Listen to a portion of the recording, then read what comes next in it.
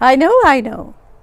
You must be thinking, what am I doing standing in front of my house when I should actually be recording my second Plastic Free July video for Deidaaecogiftsonline, Deidaa's YouTube channel. But hey, first things first, who am I and who is Deidaa? I am Sumita and I run an eco-gifts and lifestyle label called Deidaaecogiftsonline. We are based in Melbourne, Australia, but we sell worldwide. In my first video, I had highlighted how Deidaa as an organization, as a company, is complying with the parameters of the Plastic Free July Challenge. In my second video, I'll take you through how I, Sumita, as an individual, members of my team and members of Deidaarati, the Deidaa Mail Club, are taking up the Plastic Free July campaign. So come on, join me. Now for me, Plastic Free July begins at my doorstep. I say no to all flyers. I have a no junk mail sign posted on my mailbox. Nothing but essential mail for me. Now you would say that I am denying small business an opportunity to market themselves. But hey, there are so many online marketing opportunities available to small business at a fraction of the cost. I myself used to do flyers many years ago, but now I have switched to online marketing. So yes, no flyers and no chopped tree for me. How good is that? Now, when it comes to the kitchen, I can give you several eco tips to have a plastic free kitchen. For instance, I have found this veggie shop in my neighborhood, and at this shop they store and display their fruits and veggies with minimum plastic, little or no plastic. So what do? I take a couple of my Deidaa mesh bags. These mesh bags are becoming celebrities. So I take these bags and I go into the shop. I fill up these bags with fruits and veggies, pay at the counter, come home and store them directly into my refrigerator. So no plastic and very little effort. Isn't that a win-win situation for you and me? Recycle jars, bottles and tins. For instance, this particular jam, bottle of the jar of jam, I buy at the farmers markets. I love the shape and I also love the gingham pattern on the lid. So I wait for the jam to finish. I wait for my family to polish off all the jam, and then I store my little condiments and spices. For instance, there you go, fennel, chia seeds and mustard powder. Then I collect souvenirs from my travels. So this is the Mozart chocolate tin. I shouldn't be telling you this, but I have polished off, I have finished all the chocolates and no prizes for guessing. This is from Austria. Now that we have finished all the chocolates, we are using the tin to store what? Nuts. Then I have this beautiful little bottle from Quebec, Canada. The maple, you can see the maple leaf, and there was maple syrup inside. But I love this bottle and I have quite a few of these. I must have, consumed a lot of maple syrup. But now that I have these bottles, I can store like small tiny portions of liquid in these bottles. I love the coffee jars and also the antipasti bottles. For instance, these coffee jars. The coffee jars come in different sizes, so you can use them to store your produce like pulses and lentils and also small items. And This antipasto jar has a very interesting shape. Now, being a designer, I appreciate and I look for good packaging. So I'm waiting for this jar to finish, you know, the contents of this jar to be polished off by my family, and then I'll use this, I'll recycle this to store a little something. Then of course I have things like a few of these Christmas tins, you know, so I collect them after Christmas and I use them in my pantry. I have done away completely with cling film. And what am I using? I'm using these fabulous beeswax wraps, and the wraps are from a company called Wrapper, and they have just fabulous, the prints are just fabulous. Some of them, as you can see, some of them would be inspired by Australian flora and fauna, and you can replace these completely, your cling film completely, and use these to wrap your cut fruits, avocado, apples, wrap your sandwiches, and these are so versatile. You can do so much, and beautifully made out of organic cotton.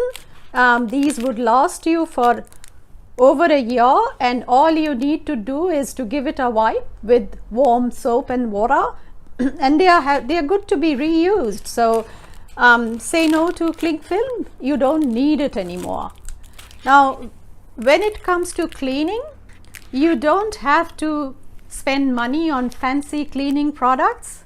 I'll let you into a little secret. I'm a bit of an Auntie Scrooge, so I like saving my dollars. So if you have these two things in your pantry, then you are pretty much sorted.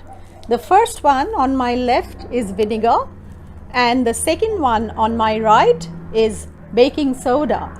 Now vinegar is good for your bench tops, everything, you know, your any surface that you would like to clean, and baking soda, for instance, ideal for cleaning your oven top. So even if you have very stubborn grease on your oven top, just sprinkle baking soda, leave it overnight, and give a thorough wipe in the morning, and your bench top, your stove top would be sparkling, shiny and new.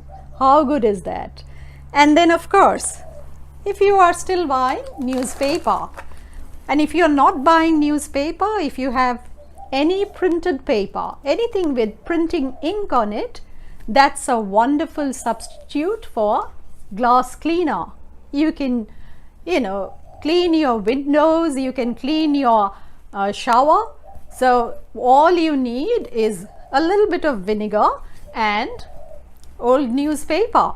So nothing beyond that. So you are not only saving the environment, you are also saving a few dollars. Why not? This organic veggie shop, which happens to be plastic free, resonates with Deidaa.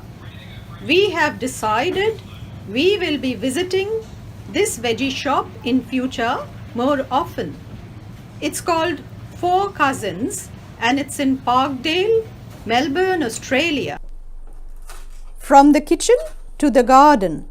And since it's my other half who has the green fingers, I'll show him in action. So what he does is he takes all the fruit and the vegetable peels from the kitchen, and he chops them into tiny little pieces. As you can see, he has chopped all the fruit and vegetable peels, particularly the banana peels, because banana is rich in potassium and it's a natural fertilizer. So once he's chopped all of these, he'd put it onto a container, and that becomes organic fertilizer for our herb garden and also our plants and trees. So what we do is we avoid using chemical fertilizer, and we prefer to nourish our veggie garden with natural ingredients, just leftovers from our kitchen. And then instead of using plastic containers for raising the seedlings, he uses compostable, you know, coffee cup holders, and these are the strawberry punnet, you know, the little punnets that we get from our organic veggie shop. So these are also compostable. So we use all of these to raise our seedlings, and as mentioned, we use organic waste to nourish and fertilize our garden. I would show you something very interesting. You see these earthen pots? Now these pots actually held dips that I bought from the farmers markets.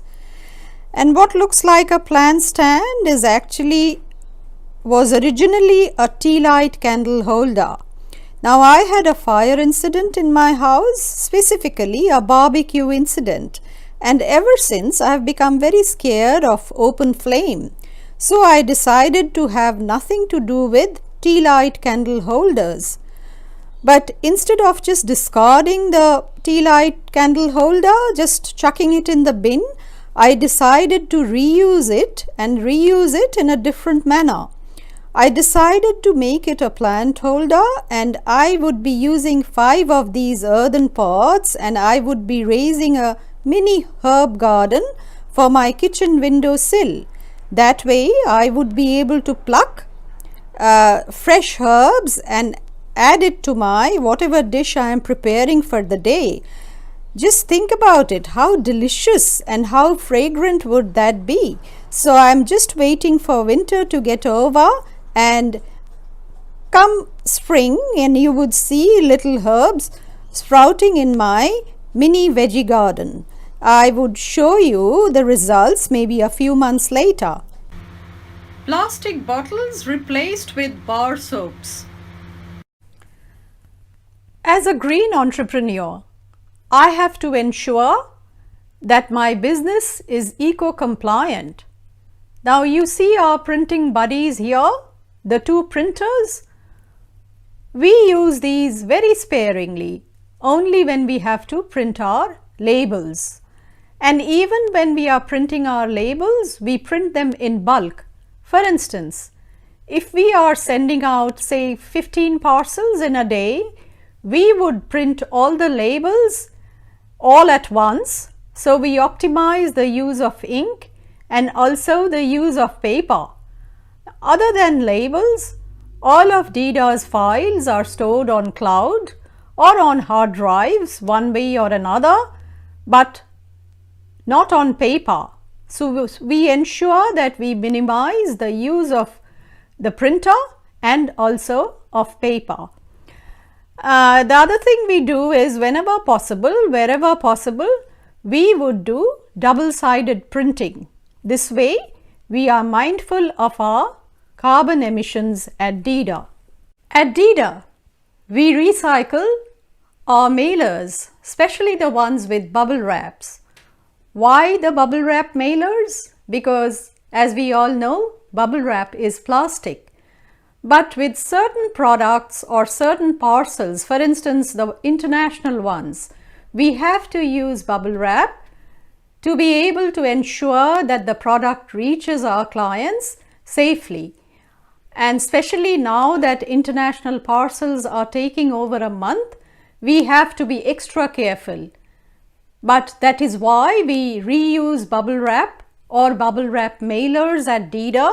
And when we put in that little thank you note, at Deidaa we put a thank you note in every parcel. So we urge our clients to reuse and recycle the bubble wrap.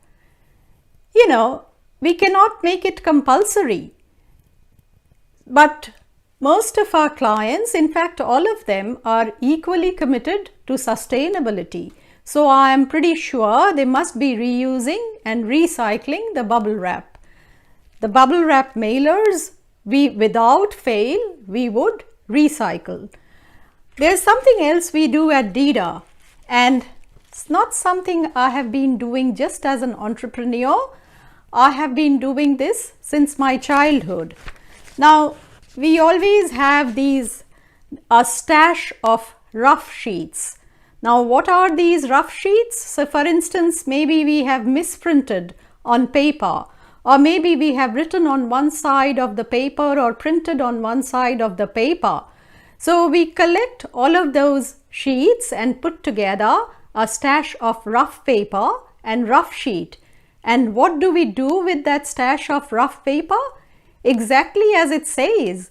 Now we would draw, write, doodle on the blank page, on the blank side of that paper, maybe do simple calculations. So maybe some of that rough paper would become slip pads for all of us. Now this is something I learned in childhood. My parents inculcated the value of thrift in me, and I myself in turn have instilled all of these sustainable qualities in my team members, in the members of Deidaa team. And we all go collecting rough paper and do all our notes and scribbling and doodling on our stash of rough sheets. Take a look how Deidaa dog Simba is contributing to Plastic Free July. He loves eating out of empty egg cartons. He has actually whispered into my ears, "Yes, Simba, we are listening to you." How he loves playing with empty egg cartons and milk bottles rather than those shiny plastic toys. We wrap up this video with eco tips from two of Deidaa's Platinum members. Thank you for watching.